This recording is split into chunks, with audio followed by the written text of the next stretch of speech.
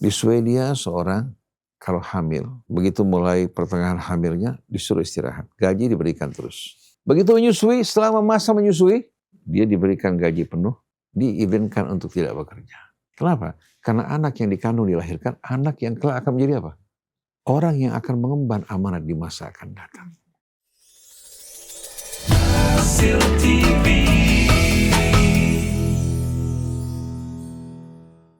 Bismillahirrahmanirrahim. Assalamualaikum warahmatullahi wabarakatuh. Ikhwan akhwat rahimakumullah. Alhamdulillah wa syukurillah kita bisa bersama-sama kembali di acara Psikologi Keluarga yang mudah-mudahan kehadirannya, bahasannya mempersuasi kita semua untuk bisa menjadi anggota keluarga yang jauh lebih baik sebagai ayah bundakah atau sebagai anak-anak. Dan tidak lupa tentu saja salam salawat kita lantunkan untuk junjungan umat kekasih kita Muhammad Rasulullah Sallallahu Alaihi Wasallam. Semoga kelak kita mendapatkan syafaat beliau dan dipertemukan dengan beliau di saat yang sangat kita rindukan di yaumil akhir. Ikhwan akhwat yang disayang Allah, Ustadz kita sudah datang untuk membahas kasus hari ini. Assalamualaikum Ustadz Hussein, Ustadz Abu Bakar. Jadi kasus yang datang ada dua. Yang pertama dari penyekapan wanita dan yang kedua nanti kita akan bahas. Tapi seperti biasanya sebelum kita mulai kita akan bersama-sama membaca Ummul Kitab. A'udzu billahi minasy syaithanir rajim. Bismillahirrahmanirrahim. Alhamdulillahi rabbil alamin. Ar-Rahmanir-Rahim. Maliki yaumiddin. Iyyaka na'budu wa iyyaka nasta'in. Ihdinas siratal mustaqim. Siratal ladzina an'amta 'alaihim ghairil maghdubi 'alaihim waladdallin. Amin. Allahumma amin. Jadi Ikhwan akhwat, Ustadz, ini yang pertama dari seorang istri yang sudah menikah 10 tahun, punya 2 anak. Nah, ketika anak pertama perempuan itu melakukan hal-hal yang tidak baik, seperti mengambil uang di dompet, kemudian diingatkan untuk jangan melakukan hal itu. Dia berjanji tapi tetap saja dia melakukannya, berkali-kali masih saja seperti itu. Saya nggak sabar melihat anak seperti ini. Jadi saya menghukumnya dengan tidak memberi uang jajan. Memang sih dia hanya diam saja, tapi dia tetap saja mengambil lagi dan gak merasa jera tuh Ustadz dengan kemarahan saya dan juga pukulan yang saya berikan. Yang jadi permasalahan tuh Ustadz, apa yang harus dilakukan agar dia tidak melakukan hal itu? Itu satu. Kemudian kasus yang satunya lagi terkait dengan penyekapan wanita selama 3 tahun. Usianya 29 tahun wanita ini jadi korban karena kasus ini baru terungkap setelah korban masuk ke rumah sakit. Dia itu di Rumah Sakit Hasan Sadikin Bandung. Dia dapat informasi melalui WA. Keluarga korban langsung menuju rumah sakit dan mendapati korban dalam kondisi yang sangat memprihatinkan Ustadz, yaitu luka berat di bagian kepala, wajah, dan juga kaki. Memang sih berdasarkan keterangan polisi belum ditemukan siapa yang melakukan hal tersebut, tidak diketahui keberadaannya selama 3 tahun tadi. Dan korban diduga mengalami berbagai bentuk kekerasan baik fisik ataupun yang menggunakan tangan kosong dengan benda tumpul juga dan benda tajam. Pelajaran apa nih Ustadz yang bisa kita ambil dari kasus ini? Masih banyak wanita-wanita yang menjadi korban kekerasan kan Ustadz? Terima kasih untuk pencerahannya. Iya. Bismillahirrahmanirrahim.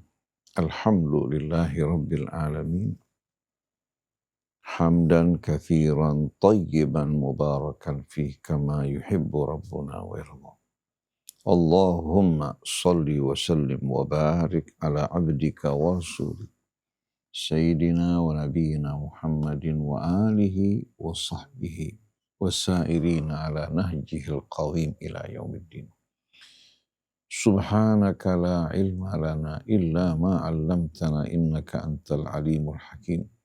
Allahumma hdina subulas salam wa akhrijna minadh dhulumati ilan nur wahdina ila siratikal mustaqim.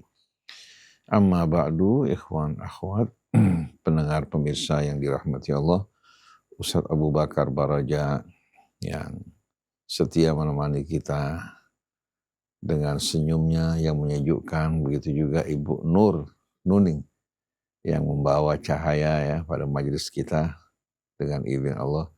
Ada juga Al-Ustaz Abdul Hasan Asy-Syadzili ditemani oleh Atif Setiabudi. Kita kembali bertemu dalam psikologi keluarga. Dengan sendirinya kita sebagai kaum muslimin merujuk kepada bimbingan dan tuntunan Allah Subhanahu wa taala. Allah berfirman di dalam surah At-Tahrim mengingatkan kita semuanya, ya ayyuhalladzina amanu qu anfusakum wa ahlikum nara. Wahai orang-orang yang beriman, lindungi diri kalian dan keluarga kalian dari azab api neraka. Melindungi keluarga kita, termasuk diri kita, dari azab api neraka maksudnya dari amal perbuatan yang akan menjerumuskan kita ke dalam api neraka. Oleh karena itu, untuk menjaga keluarga kita, menjaga diri kita, menjaga masyarakat kita, maka dimulai pertama-tama dengan menumbuhkan dan menyuburkan iman dalam hati kita. Iman akan tumbuh dengan ilmu, memahami kebesaran keagungan Allah, memahami bahwa Allah pencipta kita yang maha tahu tentang diri kita. Juga memahami bahwa kita merupakan makhluk yang berhutang amat besar kepada Allah dengan nikmat-nikmat yang kita dapatkan. Kita ditempatkan di muka bumi sebagai khalifahnya. Allah jadikan makhluk-makhluk di bumi menjadi pelayan yang melayani manusia. Bahkan sinar mataharinya, kehangatannya, angin yang bertiup, hujan yang turun, kemudian oksigen juga yang kita hirup. Berbagai macam kekayaan di bumi dari mulai pertanian, peternakan, kekayaan lautnya, ya, dan berbagai macam kekayaan tambangnya. Allah sediakan bagi manusia. Allah tidak menuntut dari manusia untuk membayar sepeser pun, atau menuntut dari mereka untuk memberikan rezeki bagi Allah. Tapi Allah menguji kita, apakah kita bersyukur dengan nikmat yang Allah berikan. Lalu kita mematuhi bimbingan petunjuknya, semua kebaikannya kembali kepada kita. Maka iman akan terus berkembang dengan subur, dengan ilmu, dengan syukur, dengan kita taat pada Allah Subhanahu wa taala. Dari sana lahirlah buah-buah iman. Apa buah iman yang paling penting, Mbak Nuning? Akhlak. Akhlak itu merupakan buah iman yang amat penting, dan itulah merupakan tujuan diutusnya Nabi kita Muhammad sallallahu alaihi wasallam. Innama bu'ithtu liutammima makarimal akhlak. Sesungguhnya aku diutus hanya apa? Hanya untuk menyempurnakan makarim al-akhlak. Akhlak bersama Allah. Jadi hamba yang bersyukur, hamba yang taat, hamba yang selalu mengagungkan Allah, merasakan kehadiran Allah bersama diri kita, malu di hadapan Allah atas segala kebaikan yang begitu besar terhadap kita. Kalau jiwa sudah betul-betul apa? Dipenuhi dengan syukur, kemudian mendorong dirinya untuk taat, malu kepada Allah, niscaya dia akan menghiasi dirinya dengan apa yang dicintai Allah, dan dia berusaha menjauh dari apa-apa yang tidak disukai Allah. Dan ketahuilah, dalam timbangan amal soleh manusia yang paling berat adalah husnul khuluq, akhlak yang baik. Ma min syai'in athqal fil mizan min husnil khuluq. Tidak ada sesuatu yang lebih memberatkan timbangan di sisi Allah daripada akhlak yang baik. Diriwayatkan oleh Tirmidzi. Begitu juga akmalukum imanan ahasinukum akhlaqa. Orang yang paling sempurna imannya, kalau kalian ingin lihat, bukan dengan Qur'annya, bukan dengan pembicaraannya, bukan dengan gelarnya, bukan dengan kekayaan dan penampilannya, atau dengan nasabnya maupun sukunya. Orang yang paling sempurna imannya adalah orang yang paling baik akhlaknya. Ahasinukum akhlaqa. Oleh karena itu, kalau kita ingin mengetahui sampai di mana kedalaman dan kesempurnaan iman seseorang, kita lihat pada akhlak. Nah, orang tua seharusnya betul-betul ya, memulai dari dirinya, dia menjaga dirinya agar dia berakhlak sempurna. Hari demi hari bukan bertambah mundur, malah bertambah maju akhlaknya. Kemudian dia memberikan contoh di tengah keluarganya agar berakhlak baik dan mulia, Mbak Nuni. Agar dia menjaga hak-hak orang sebagaimana dia menjaga hak dirinya. Dia menghormati orang sebagaimana dirinya ingin dihormati. Dia mencintai bagi orang sebagaimana apa yang dicintai untuk dirinya. Nah, kalau setiap orang tua membimbing ya, anaknya bukan hanya melalui kata-kata tapi melalui sikap dan perbuatan. Jadi pendidikan pertama dimulai dengan pendidikan akhlak. Agar iman yang ditanamkan dalam hatinya itu betul-betul berbuah, bukan hanya daunnya banyak tanpa buah, tapi buahnya amat banyak dalam kehidupan ini. Kata-katanya baik, mulia, jujur, amanat, ya. Kemudian menepati janji, menghargai kehormatan orang lain. Kalau semua ini kita miliki, dengan sendirinya orang akan merasa aman dari gangguan kita. Oleh karena itu Mbak Nuning, kata mukmin ini ya, bisa menjadi nama Allah Al-Mu'min. Artinya yang melimpahkan, menganugerahkan rasa aman. Dengan dia beriman pada Allah, dia tidak akan gentar pada selain Allah. Dia tidak akan takut dalam hidup ini. Kebutuhannya semua ada pada Allah. Kemudian mukmin yang menjadi ciri manusia yang beriman, itu orang lain semua di sekelilingnya merasa aman dari gangguan. Bahkan orang tersebut mengharapkan kebaikannya. Jadi al-mu'min itu ya yu'manu syarruh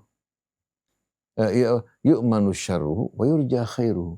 Orang berharap kebaikannya dan merasa aman dari gangguannya. Nah, kalau pendidikan ini Mbak Nuning dimulai di tengah-tengah anak-anak kita. Di tengah-tengah anak kita. Secara merata. Seperti kita lihat karakter building yang dibangun di Jepang, di Australia, di Selandia Baru, di Eropa. Mereka sebelum mengajarkan pelajaran umum seperti matematik dan lain sebagainya, yang pertama mereka bangun akhlak. Akhlak ini mereka biasakan hingga apa? Tanpa mereka perlu memikirkan lagi, mereka tahu apa yang harus dilakukan dalam setiap gerak-gerik mereka. Karena apa? Selalu diingatkan. Jadi selama setahun, 2 tahun Mbak Unin, itu masalah akhlak diutamakan. Bahkan lulus tidak lulusnya seseorang, bukan hanya bergantung pada kemampuan dalam berbahasa atau matematik atau yang lain, tapi tergantung bagaimana sikap akhlak. Saya punya teman kebetulan, dia menjadi atase militer di Belanda. Kira-kira mungkin sekitar, mungkin 20 tahun yang lampau ya. Saya lama gak bertemu dengan beliau. Dia bekerja di atase militer di Belanda. Ya, maksudnya mewakili Indonesia. Anaknya sekolah di sana. Waktu si anak pulang ke Indonesia, si ayah ibu bingung luar biasa. Karena si anak selalu mengatakan ini tidak benar ya. Ini salah. Ini gak boleh sama sekali kita mengganggu hak-hak umum. Jadi pada saat sholat Id atau Jumat orang keluar ke jalan. Ini gak benar ya. Ini betul-betul mengganggu fasilitas umum. Mengganggu lalu lintas orang lain. Bicara juga kalau bohong. Ya. Jadi si ayah ibu bingung bagaimana. Kalau dia salahkan anaknya. Menyalahkan yang benar. Kalau dia benarkan.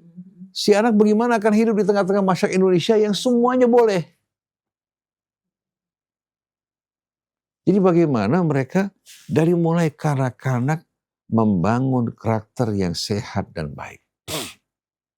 Maka tak heran di Swedia, anggota DPR, Mas Uni, nggak punya mobil pribadi dinas itu. Nggak punya juga pengawal yang mengawalnya dengan voidernya. Dia naik mobil umum, berangkat ke DPR, dia bekerja, berjuang untuk kepentingan rakyat. Presiden Uruguay, Mojica, diminta tinggal di istana, dia menolak. Tinggal di rumah sederhana, di perkebunan. Gajinya 90% diserahkan kepada orang-orang yang butuh. Dia hanya menerima 10% dan dia cukup. Dengan pakaian sederhana, gaya hidup sederhana, dia mengabdikan dirinya untuk rakyat. Dia pernah merasakan masa-masa susah. Dia tidak ingin sama sekali rakyatnya merasakan penderitaan seperti yang dialami dia karena tragedi dan perbuatan zalim orang lain. Di Swedia seorang kalau hamil, begitu mulai pertengahan hamilnya disuruh istirahat. Gaji diberikan terus. Begitu menyusui, selama masa menyusui, dia diberikan gaji penuh. Diizinkan untuk tidak bekerja. Kenapa? Karena anak yang dikandung dilahirkan, anak yang kelak akan menjadi apa? Akan menjadi orang yang akan mengemban amanat di masa akan datang. Padahal Swedia bukan negara subur seperti kita, negara yang sebagian waktunya itu dalam kondisi bersalju, negara Skandinavia kan jangan ditanya. Tapi mereka dengan kondisi yang ekstrim tersebut, mereka berjuang, mereka berusaha menegakkan keadilan. Padahal agama tidak dominan. Tapi apa? Melalui karakter building yang dibangun dari mulai kanak-kanak sampai mereka merasakan bahwa ini bahagia dari hidupnya. Kalau kita umat Islam, hafal Quran, menguasai hadis, berjubah, berjidat hitam, bersorban, ya. Tapi ternyata tidak berakhlak. Malah menyebarkan fitnah, perpecahan, masing-masing mengklaim dirinya merupakan orang yang benar, yang lain semua salah dan bejat. Maka kalau kita lihat mereka maju, kita mundur, jangan salahkan mereka. Jangan kalau kita gagal, kita katakan bahwa ini konspirasi negara-negara Zionis. Betul mereka berkonspirasi. Tapi kalau kita tidak buka diri kita, mengikuti ajakan mereka, tidak mungkin kita akan apa? Kita akan mundur dan hancur. Saksikan Iran. Bukan merupakan negara adidaya tadi. Bahkan ketika diboikot bertahun-tahun. Dia memulai perkembangan teknologinya dari kapal-kapalan dia belajar, Mbak Uni. Kapal-kapalan main-mainan. Mulai dari sana mereka belajar sedikit demi sedikit. Mereka bertahan berhadapan dengan embargo, bertahan berhadapan dengan kesulitan. Tapi rakyat hidup sejahtera, harga bahan bakar murah, gas juga murah. Mereka bukan menetapkan harga, membandrol harga sebagaimana harga gas dunia atau minyak dunia, tapi disesuaikan untuk rakyat. Bayangkan per liter 500 rupiah. Gas mereka bisa pakai sepuas-puasnya, bayar cuma beberapa bulan sekali. Rakyat merasakan keadilan. Hingga ketika mereka diserang, mereka terpanggil untuk bersatu. Saya menyampaikan Iran bukan mengajak orang menjadi Syiah, tapi belajar dari sebab kemajuan orang lain. Kalau masih menggiring ke sana, berarti memang Anda orang yang tidak layak untuk diajak bicara. Orang-orang yang betul-betul tidak mampu berpikir. Belajar, walaupun dari negara kafir atau negara yang tidak seiman. Selandia Baru, Australia, kenapa mereka maju? Kenapa negara Skandinavia maju seperti Finlandia dan lain sebagainya? Padahal beberapa bulan itu gelap gulita. Kenapa mereka maju? Karena mereka pertama-tama membangun akhlak pekerti yang luhur. Hingga rakyat mereka bekerja sama, saling menghargai, saling menghormati. Saya punya teman berangkat ke Australia bekerja. Kebetulan pulang di malam hari, Mbak Nuning. Karena tidak tahan mengantuk, dia tidur di antara dua kursi. Jadi kakinya melintang di jalan. Seorang perempuan mau keluar dari bus, tertahan oleh apa? Kaki. Dia berusaha untuk keluar dari bawah dia. Apa namanya? Dia tidak melangkah dia, tapi dari bawah. Kesenggol. Ketika bangun dia, si perempuan minta maaf. Saya minta maaf, Anda mengantuk, saya mengganggu tidur Anda. Bayangkan Mbak Uni. Luar biasa. Jadi kita lihat bahwa kita betul-betul telah kehilangan inti dari agama kita yang merupakan buah dari iman dan merupakan tujuan dari misi Nabi kita, yaitu akhlak dan pekerti yang luhur. Nah, kalau kita berhadapan dengan kasus kita saat ini, ibu punya 2 orang anak, satu laki-laki, satu perempuan. Yang perempuan ternyata tangannya suka panjang, mengambil ya, apa yang menjadi milik ibunya. Ibunya memukul, menghukum. Apakah ini jalan keluar? Pukulan akan meningkatkan pembangkangannya, penentangannya. Hukuman-hukuman juga yang tidak mendidik, ya, bukan membuat dia jerah, malah membuat dia mencari-cari jalan bagaimana untuk melakukan aktivitasnya dengan cara yang licin. Apalagi pergaulan di luar. Ibu pernah bertanya nggak apa kira-kira sebab sampai dia melakukan perbuatan seperti ini? Ibu harus tahu. Ibu harus kenali anak ibu dari dekat. Karena kalau ibu tidak berusaha, masa orang lain lebih kenal anak ibu?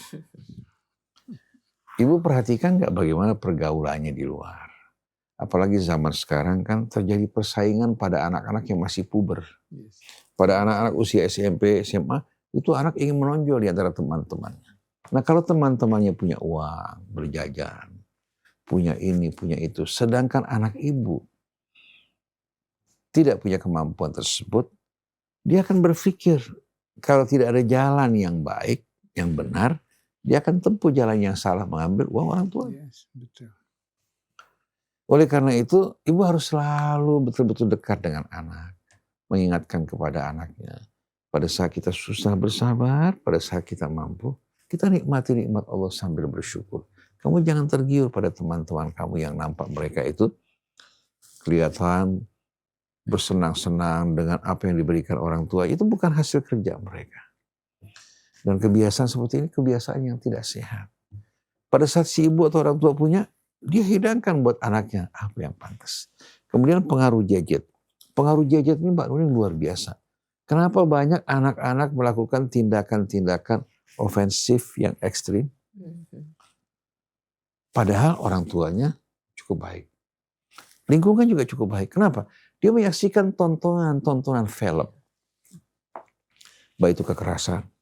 Termasuk diantaranya penyekapan wanita. Jadi film-film horor, film-film juga katakan yang menunjukkan kesadisan laki-laki atau perempuan yang melakukan penyekapan terhadap wanita.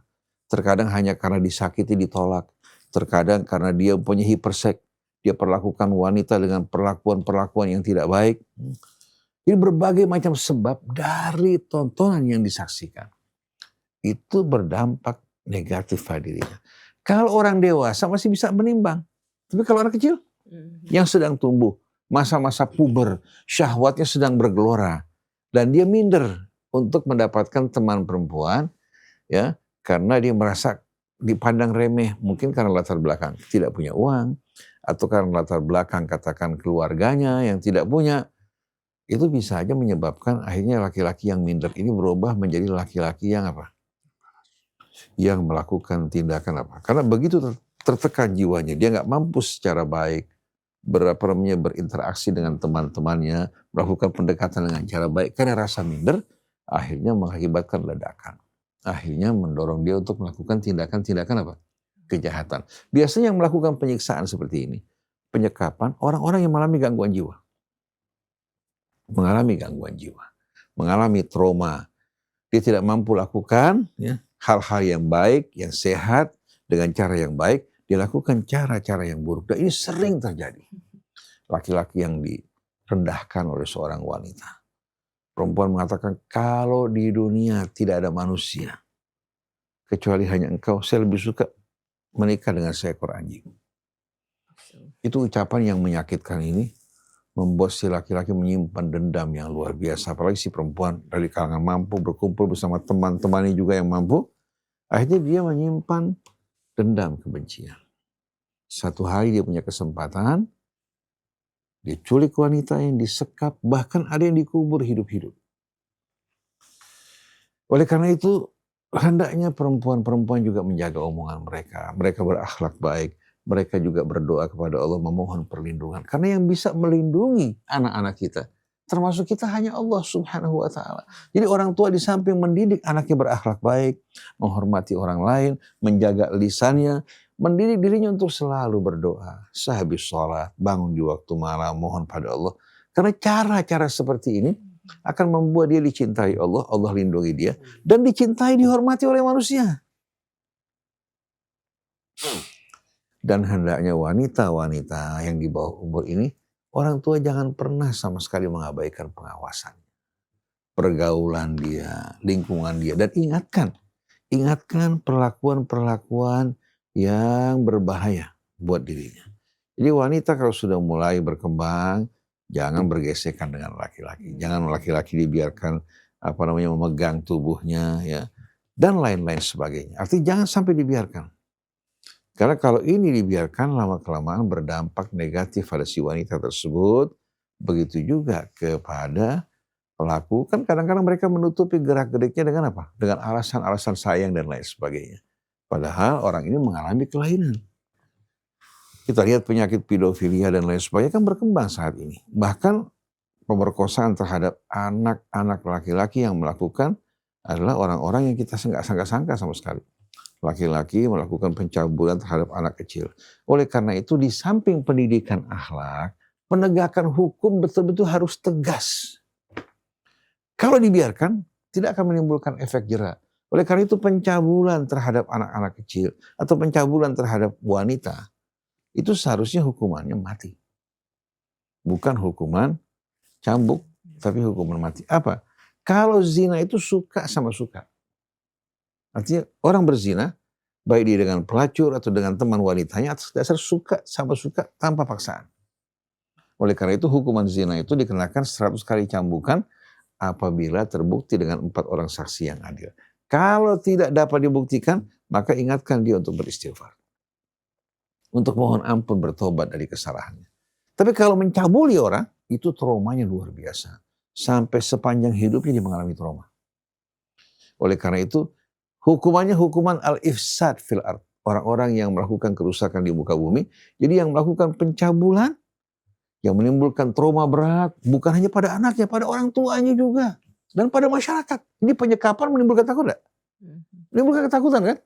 Oleh karena itu orang-orang seperti ini tidak boleh sama sekali diberikan hak istimewa. Dihukum mati.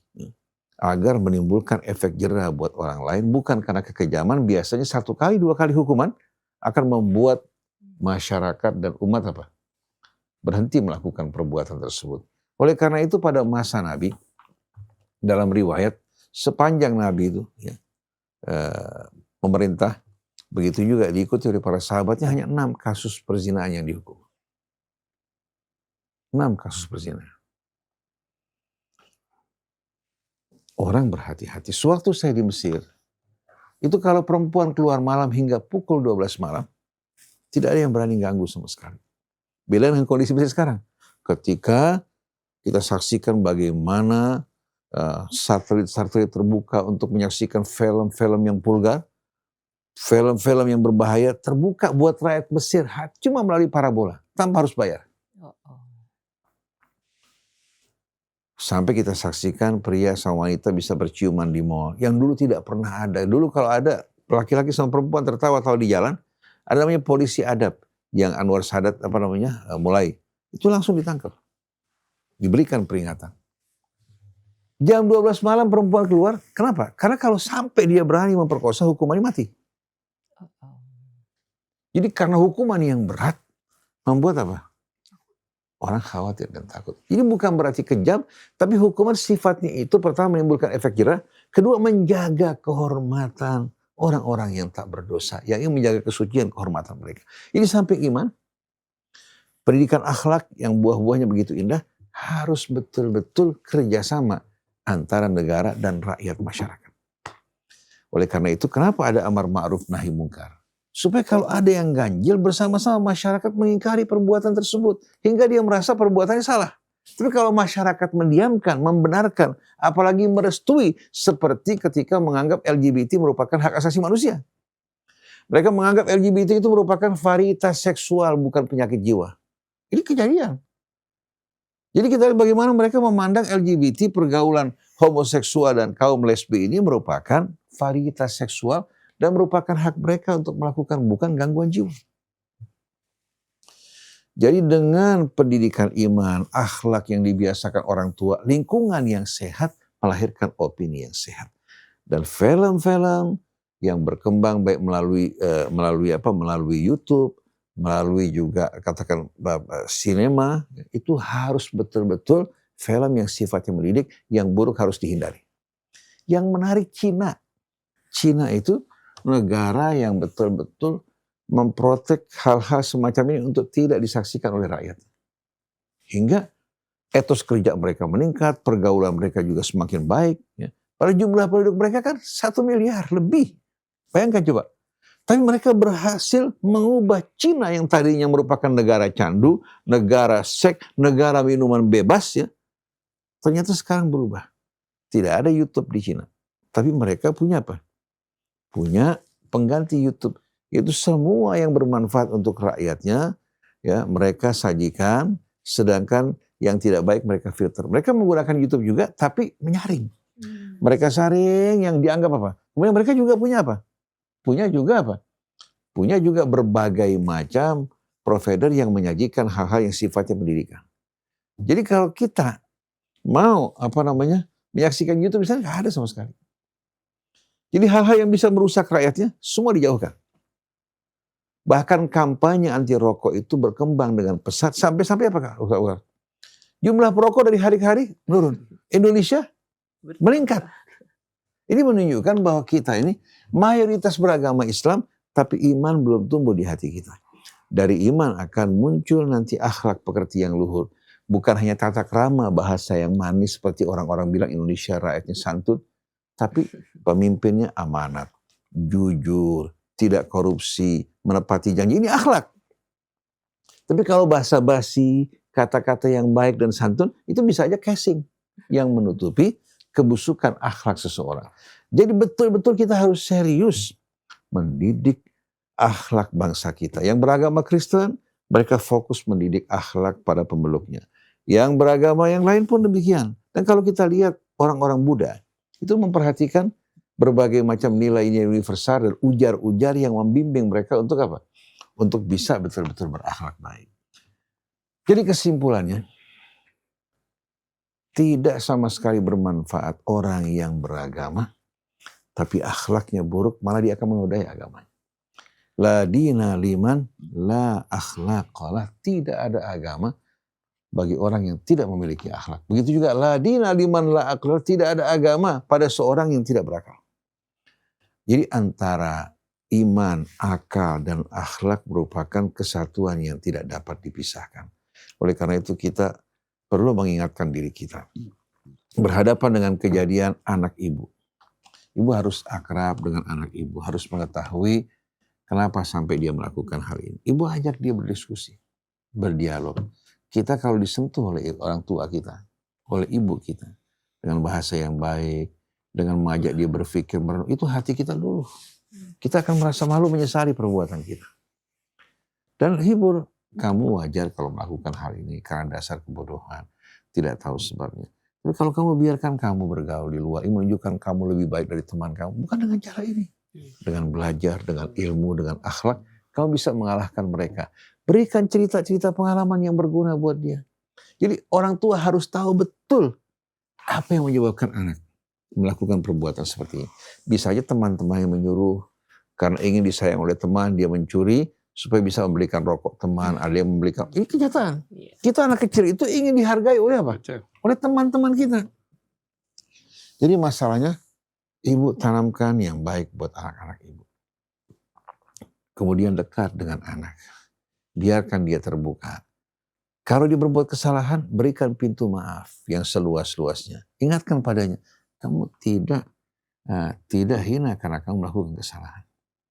Tapi orang yang tidak berupaya untuk memperbaiki diri, berulang-ulang melakukan kesalahan, lama-kelamaan akalnya akan apa? Akalnya akan menurun. Nah, berkaitan dengan kasus penyekapan ini, dengan sendirinya di samping agama, orang tua, pemerintah dan masyarakat harus bekerja sama.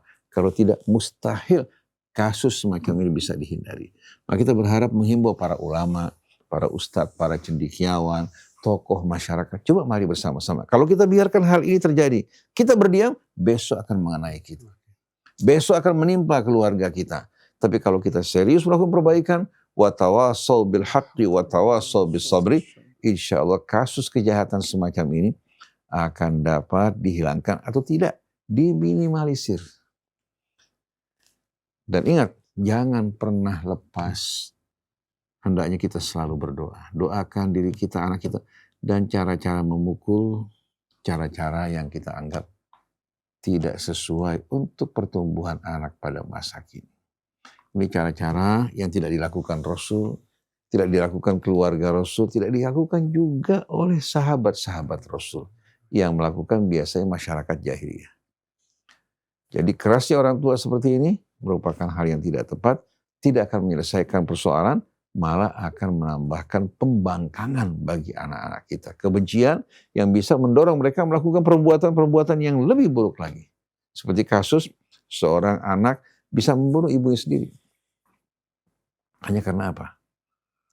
Karena si ibu mengingatkan dia belajar, jangan sering-sering menggunakan handphone. Tapi dengan cara yang apa? Menyakitkan. Kalau dia ambil hati anaknya pelan-pelan, dia ingatkan untuk berpikir, walaupun sedang mabuk gadget, masih bisa. Tapi jangan sekali-kali baik itu orang tua terhadap anak, anak terhadap orang tua, suami terhadap istri, istri terhadap suami, atau di antara sesama teman menggunakan kata-kata yang menyakitkan. Wallahu a'lam. Masya Allah. Jadi ikhwan akhwat, nggak gampang ya dalam kondisi seperti sekarang ini membangun jiwa-jiwa yang bening, jernih pada buah hati kita karena memang banyak hal yang mempengaruhi. Terus terkait dengan kasus kali ini, apa kata Ustadz Abu Bakar Baraja? Yuk kita simak. Masya Allah. Bismillahirrahmanirrahim.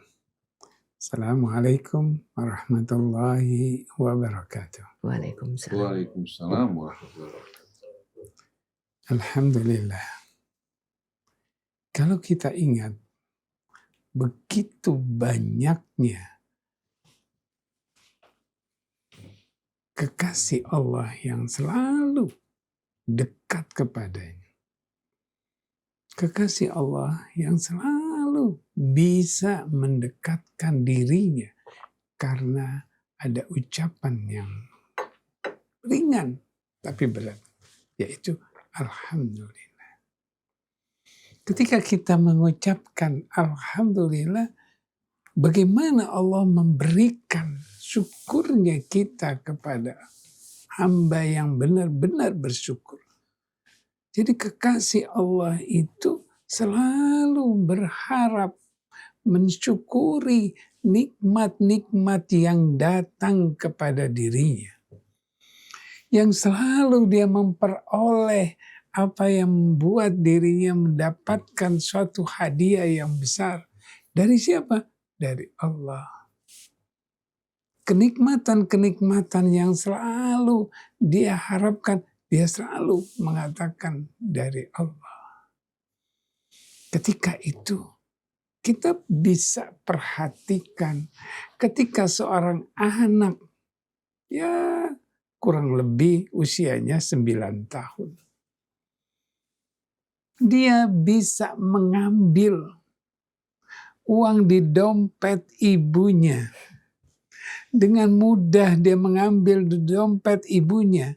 Kemudian ibunya melihat dan marah, menghukumnya. Apa yang terjadi? Terus menerus seperti ini. Tapi ibunya tidak pernah melihat apa yang menyebabkan anak itu mengambil. Apa yang membuat anak itu mau mengambil? Padahal bukan dirinya ingin mengambil. Karena ada sesuatu dorongan yang bisa diambil untuk melakukan sesuatu. Apa yang membuat anak itu bisa mengambil? Bisa jadi karena anak laki-lakinya, adiknya lebih diutamakan daripada si kakak ini. Bisa juga seperti itu. Si ibu tidak memahami keutamaan pada si anak laki-laki diutamakan karena anak perempuan sudah besar. Ini anak kecil diutamakan. Dengan keutamaan anak itu yang besar dibiarkan. Ketika si anak kecil meminta sesuatu diberikan, minta ini lagi diberikan. Tapi ketika dia meminta sesuatu nanti dulu. Walaupun diberikan tapi ada kata-kata nanti dulu. Permasalahannya cuma sedikit, nanti dulu, nanti diberikan. Cuma nanti dulu. Kata-kata nanti dulu ini sedangkan yang kecil langsung diberikan, langsung diberikan. Nah, coba kita perhatikan. Dari permasalahan yang kecil ini akan menunjukkan diri anak itu berlebihan. Seperti yang tadi diutarakan oleh Ustaz Husin, bagaimana membimbing anak itu mencapai akhlak yang baik. Membimbing anak-anak kita untuk mendapatkan akhlak yang baik. Ketika dia melakukan sesuatu, kita berikan. Kalau kita tidak bisa, kita katakan, baik. Nah, oke, kita akan berikan. Kamu sabar sebentar. Jadi kata-kata bukan nanti dulu, kamu sabar, nanti saya kasih. Jadi dia bisa menunggu, bukan nanti dulu. Entar dulu ya, ini dulu. Nah, mama lagi megang adik, mama lagi memberikan makan untuk adik. Dan dia menunggu ngeliatin adiknya diberikan makan. Dia tidak. Bagaimana prosesnya ini? Ketika dia menunggu, menanti, dia menunjukkan sifat-sifat yang tidak menyenangkan. Dengan kata-kata menunggu, dia berhasil untuk melakukan sesuatu. Karena dia tidak bisa menunggu dengan lama. Dengan mencari, nungguin adiknya makan, menungguin adiknya ini. Tapi dia tidak pernah tercapai keinginannya. Dan selalu seperti itu. Nah, ketika kesempatan datang dia melihat, oh mamanya ngambil uang dari dompet itu. Oh mamanya dari dompet itu mengambil uang. Dan dengan diam dia. Dengan mamanya tidak ada, dia buka, diambil, dia kerjakan. Dia bisa mengambil. Dia tidak memperhatikan bahwa ini salah. Kalau misalkan anak yang pertama itu meminta sesuatu, kemudian oke, baik, kamu sabar sebentar. Kamu sabar sebentar. Oke, sabar. Sebentar, ya. Jangan kita bilangin bahwa saya sedang memberikan makan adik kamu. Saya lagi memberikan adik kamu makan. Tidak. Kamu sabar sebentar. Insya Allah ibu akan berikan. Ya oke, sabar. Ibu memberikan makan, mengasih ini. Tiba-tiba memberikan. Oh saya dapat, saya bisa. Karena tidak ada efek yang menyebabkan kenapa kok adik? Kenapa kok adik dikasih makan dulu bukan saya yang diminta duluan? Nah, dalam proses ini saja yang membuat dirinya dia akan mengambil, dia melihat. Dia melihat satu gejala, yang dua gejala dia akan melihat lagi. Misalnya dimarahin, dipukul, nggak boleh ngambil di dompet. Oke, saya tidak akan mengambil di dompet. Dia diam. Misalnya di mana? Di lemari. Oh, naruh uangnya di lemari. Dia akan buka. Kuncinya di mana? Diumpetin. Oke, kuncinya di mana? Taruhnya di mana? Dia akan melihat. Karena anak usia 9-8 tahun itu sudah mulai berpikir. Kalau anak sudah mulai berpikir dikerjakan kepada negatif, bagaimana besar-besarnya dia kalau tidak pernah bernegatif? Ketika dia meminta sesuatu, mengambil sesuatu dengan sendiri, dan melakukannya dengan sendiri, dengan tindakan yang sendiri, kemudian apa yang kita harus lakukan? Ketika anak sejak dini kita buatkan akhlak yang baik. Sebagaimana akhlak-akhlaknya Rasulullah dan sahabat-sahabatnya. Bagaimana? Tentunya kita berikan dua anak ini dengan ucapan atau cerita tentang bagaimana akhlak-akhlak yang baik. Kalau kita menceritakan perbuatan-perbuatan yang baik, insya Allah si ibu juga akan merasakan, oh saya telah memberikan perbuatan yang baik, saya menyampaikan perbuatan yang baik.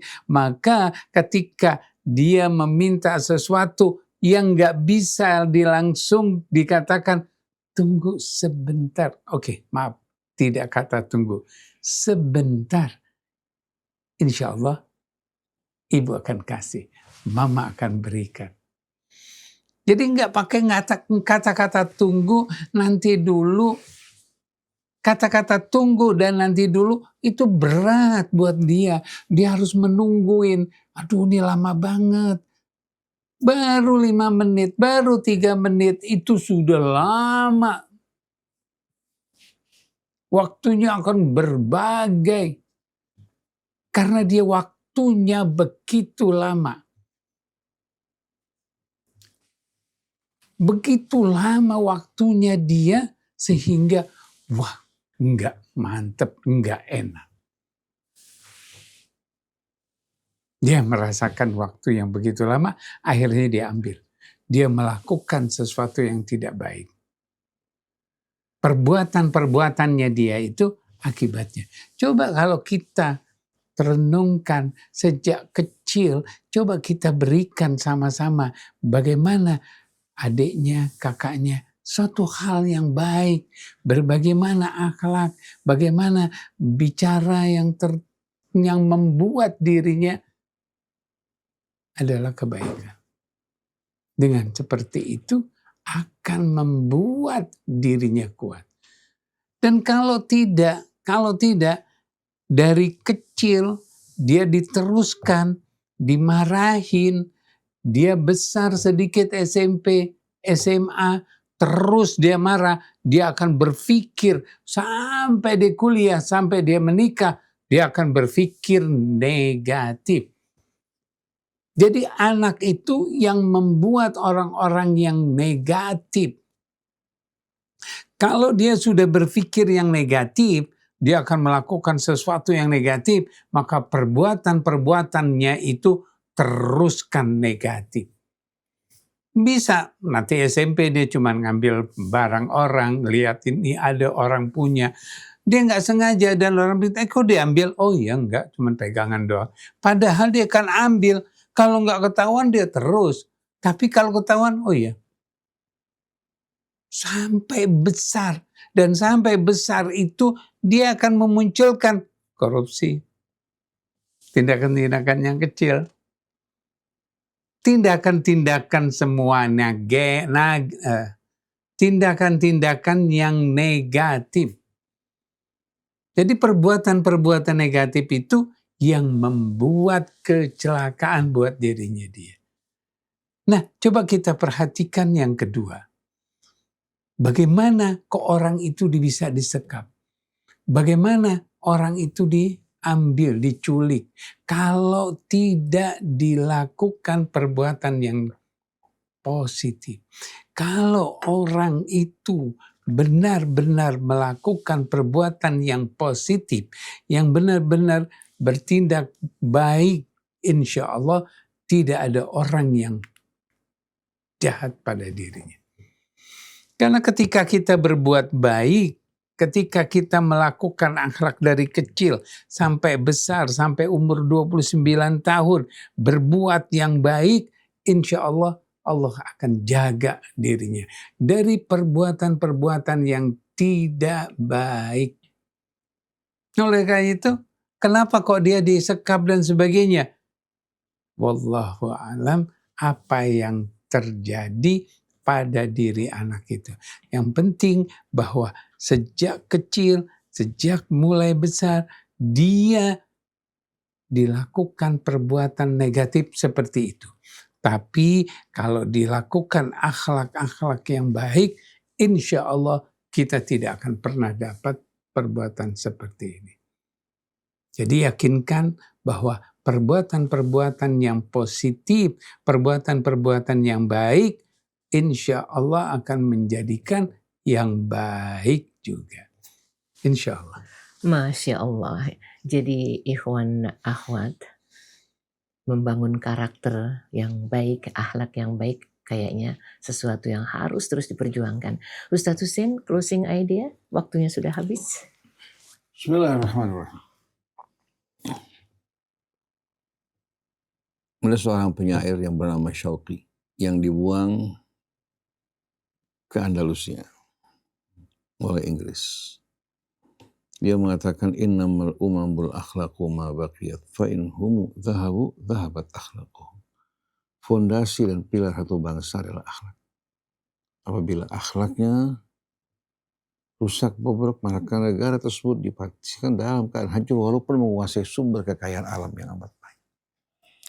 Oleh karena itu akhlak yang akan membuat seorang hamba dicintai Allah, berkumpul di sisi Rasul, karena yang akan bersama samping Rasul yang paling mulia akhlak, dan juga akan dicintai oleh keluarganya, dicintai oleh manusia. Karena Nabi dicintai bukan karena apa? Embel-embel yang bermacam-macam, karena akhlak dan pekertinya. Akhlak juga merupakan buah dari iman. Akhlak juga yang membuat seseorang mengalami kesuksesan dalam perjuangannya. Oleh karena itu mari bersama-sama yang tadinya selama ini kita abaikan, yang penting anak kita bisa bagus angkanya, nilainya, bisa keluar dari SMA masuk perguruan tinggi terbaik. Ini bukan merupakan apa? Sesuatu yang bisa membuat anak kita menjadi sukses. Tanpa akhlak dia gagal. Seperti kita lihat pendidikan-pendidikan yang menghasilkan sarjana bahkan tambah dari Harvard, dari Oxford, dari berbagai universitas. Kembali ke tanah air bukan membawa solusi, malah menjadi beban buat rakyat. Agar rakyat melayani dia, memberikan gaya hidup yang berlebihan, korupsi sana sini. Jadi akhlak itu yang akan memajukan bangsa kita. Akhlak yang menciptakan keharmonian. Akhlak juga yang akan memberikan rasa aman dalam kehidupan kita. Kita akan menjadi orang yang dicintai Rasul, dicintai Allah, dicintai keluarga kita, dicintai oleh masyarakat. Mudah-mudahan Allah hiasi kita dengan makarimul akhlak. Jauhkan dari ucapan-ucapan, perbuatan-perbuatan yang tidak senonoh yang menjatuhkan martabat kita di hadapan Allah, di hadapan juga keluarga kita maupun manusia. Subhanakallahumma wa bihamdik, asyhadu an la ilaha illa anta astaghfiruka wa atubu ilaik. Wala'afu minkum. Wassalamualaikum warahmatullahi wabarakatuh. Waalaikumsalam warahmatullahi wabarakatuh. Terima kasih Ustaz Husein, Pak Abu Bakar, dan ikhwan akhwat dimanapun radio silaturahim bisa disimak. Mudah-mudahan kita dikaruniai kemampuan untuk meningkatkan, mengutamakan akhlak dalam keluarga kita ya. Billahi taufiq wal hidayah. Wassalamualaikum warahmatullahi wabarakatuh. Waalaikumsalam.